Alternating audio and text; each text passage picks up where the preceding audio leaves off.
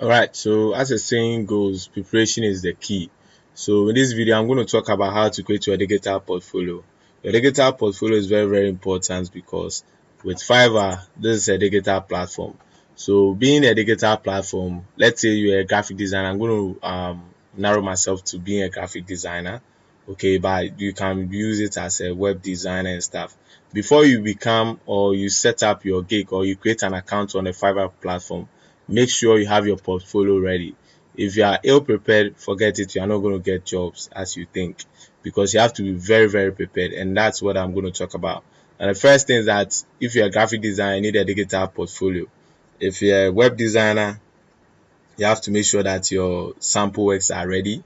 That anytime you are someone requests or asks a question, or you are requesting for a job, or you are going to get a job, or trying to win a contract or a job at the buyer request section, which we'll be going over those ones too.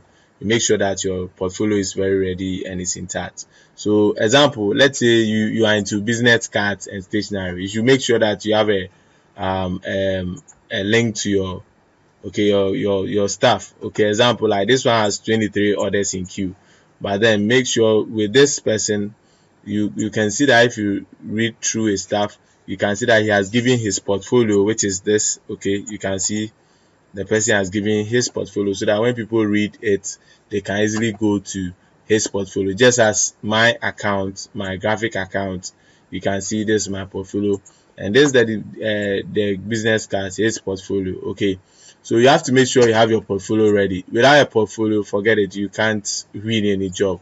So we're going to talk about how to do it. The first thing you have to do to create your portfolio is that you have to first of all go to www.flickr, okay, r.com. Okay, now before you go to Flickr, make sure that you have a Yahoo mail account, because it belongs to Yahoo.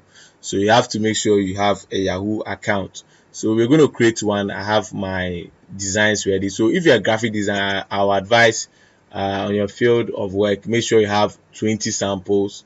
Okay, let's say you are doing book covers, logo design, have 20 logo designs, have 20, and possibly create different Flickr accounts for what you are doing. So let's say you are doing business cards like this one, you see that it's only business cards that you can see over there. So it makes the customer know that this guy is very focused and know what he's doing. Like mine, like this, I started as I mixed it logo and then banner designs. Okay, so I did it and I had book cover, but what happened is that I just sent you this, but later I realized that if I had done it, I've narrowed it, I could have gotten more sales. But then I switched to another thing, so it was not a big issue. But then from experience, I realized that if you narrow it like how this client has done his, there's the possibility that you'll be having a lot of orders in queue, like what you see. These are orders that are waiting to be delivered. Okay, so how do you create it? So first of all, like I said, you have to go to sign up. Okay, and then what you do is that you create. Okay, so you say you already have it. So if you don't have it, you first have to sign up with Yahoo. Okay, so for me, I already have account, so I'll just sign in. Now you can see that I have my company account with Lookings Production, and then let me get the password. All right, okay, so we have it already. So you can decide to change the Flickr name. Okay, so what I'm going to do is that I'm going to give it a different name, like let me make it, come on, Lookings, okay, Professionals. Okay, Lookings Professional, let me call it that way. I just want to have a different look. All right, so we have this. Okay, so this how it is. So what you're going to do next is that you have to create. So we go to create. Okay, because we're going to create our work. So but before that, just click here. You don't need to create. You just have to click here, and then you just load your okay photos. So you can load up to 100 photos and videos. It's 1000. So the next thing you're going to do is that you load your photos. So let me get my photo. So these are some few designs that I have. that I'm going to use for the project.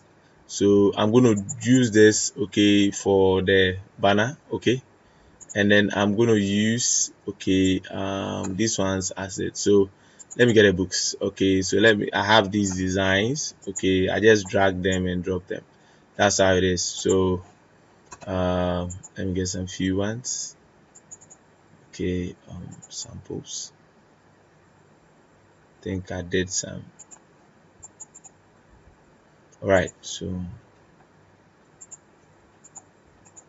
make sure you put, if it's posters you are doing, make sure you do it that way. So this one I'm doing it, let's say, for only my book cover designs.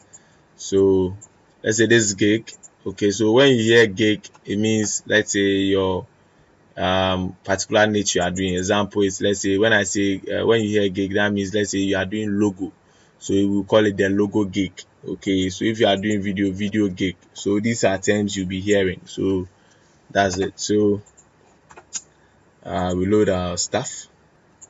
All right, so I think this is cool. Let me upload them. I click on it, then you click that, I choose public, you click on upload.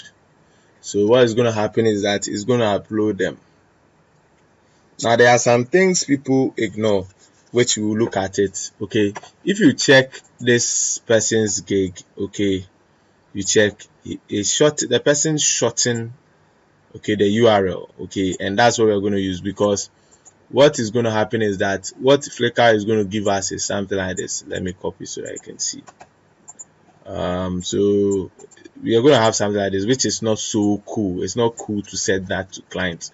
So in the next video, we're going to look at how you can shorten it and also use it to track what people are clicking. So you can see that now I have my my things done and it's looking cool, but one thing is missing. You can see that my banner is not so cool. So that's what I'm going to do next. So I click on edit cover photo, okay, then I'll upload, and then I'm going to drag it here.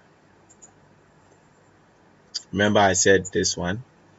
So for the dimension, you can work with 3040, okay, 3400 by 1505, but that one to be a bit big, but you can just play around it, okay. Me, I like it big like this. That's how I did mine, so that like it looks like this, what I do. So I click on save. So with this, okay, what's going to happen is that you see that this one looks cool, okay. So you can see that now this one looks cool, okay. So everything now looks, very professional. So what you do is that when you start getting jobs and you're doing it, then you keep loading them. So what we're going to do next in the video is that we're going to look at how to shorten it and make it nice and cute and cool.